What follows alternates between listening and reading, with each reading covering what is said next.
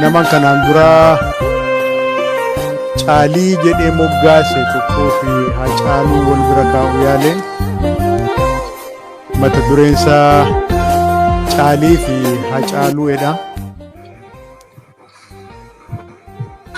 Caalii attam jirta Caalii? Caalii abbaan guddaa, Caalii abbaan gaarii. Ana Haacaaluudha na yaadattaa laata miltoo bara durii. Wal argina jennee beellamnee walin argin hafne. Battalan godaane tasa addaan baane nagaas sittin dhaamne. Lakkii nagaan dhaamne anoo eenyumattu hundeessaa boonsaattu guddattu horoottu anoo nagaan dhaamne shamarran kiyyattu haadha ijoollee kootii jaalallee koo faantu Amboof Finfinneettu biyyee Oromiyaattu yooman fucha argadhee lammiitti nagaa dhaame humna ergisaatiin battalan butame. Lakkii nagaan dhaamne dhiirri nagaan dhaamu maatii fi lammii keessaa yemmutti butamu. Dhugaatti oolmaati naa ooltu wanta na gargaartu yeroo ayyaana waggaa yeroo cidheessitu irreechaaf masqalaa yeroo gojjolattu yeroo affeellattu yeroo addee murtu yeroo murtee waaddu akkuma ijoollee kee kan koo abbaa yaadu akkuma ijoollee kee kan koos abbaa yaadu eeganii dhabanii hin dallanu hin gaddu adaraa Caalii koo ayyaana ijoollee kootti itti dhibaafadhu waatti naa darbadhu. Ani qaxaleen kee dafqee itti dadhabee michichilaa fordaa gadi fageessee dhaabee kan qilleensi fi bubbeen buqqisuu dadhabee nan deeme nan sokke geeraree weeddisee saba koo sarafee hirribaa dammaqsee jarreen amajaajii naasisee wareersee itittuu seenaasaa bara awwaalaa baasee nadhii aadaa isaatii ifatti mul'isee diina ijatti tufee qasa'eetti kolfee geerareetti wacee qalbii ishee hammacee utuun nagaan dhaamin dhiirri nagaan dhaamu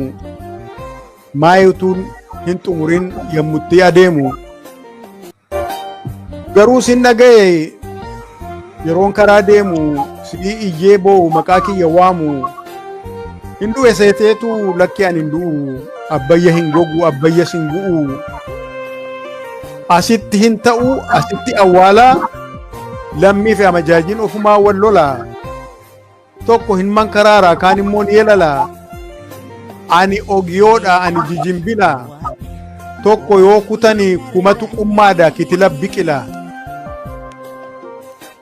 Yoon yaadatta ta'e gaaficha galgala gaafa waliin teenye yoon battala deeme adaraa akkan boonye jedheen si qoqqobe maaf naqaanessita addaan babayetti maa boossee harqita maaliif amajaajii nutti kofalchiista dhiiga nu lolaasu imimmaan lolaastaa abadan hin kolfata malee hunduu afaan duwwaa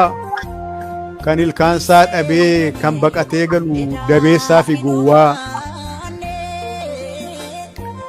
Caalii abbaa maal dhibbii Caalii qalbiin cimdii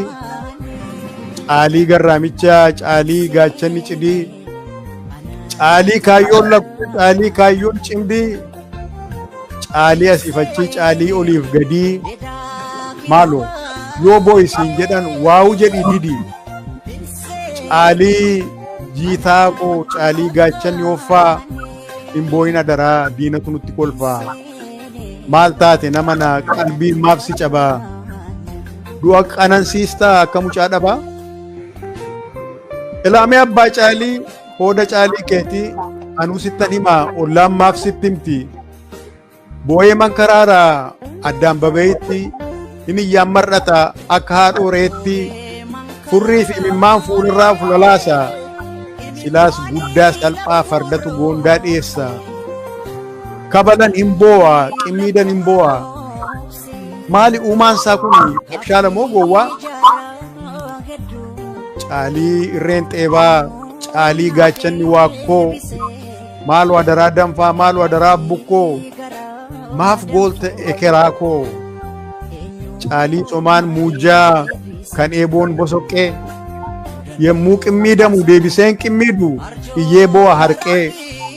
furriif imimmaan keessa isaatii cuunfee of keessaa gad naqee safuu waaqa guddaa akka inni fokkisu fuulattiin of laaqee hin dhageenyee laata moo dhageessa kaa'e dhiirri qofaa boo'aa gorsa boo saggaa'ee dhiirri guyyaan boo'u yeroo aduun iftu lakkii guyyaan cophu yeroo amajaajiin ijaan nama qortu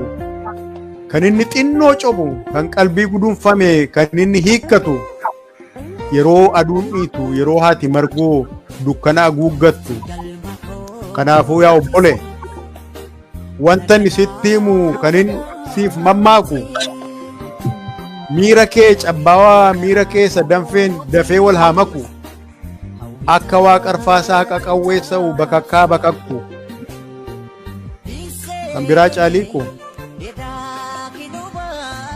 akka tasaa ta'ee gaaficha galgala gaafan manaa ba'e annan sokkan seene nan deebi'an se'e kanaafuu yaa caalii wantati naa gootu akka inni hin deebine maaloo itti naa himi maaf na eegaa haftu maaf qaraa ilaaltu hin deebi'u jedhiin faantuu naa eerumtu Zalaalama Abarraa Tasfaa waxabajjii 30 bara 2020 Helsinkii Fiinlaand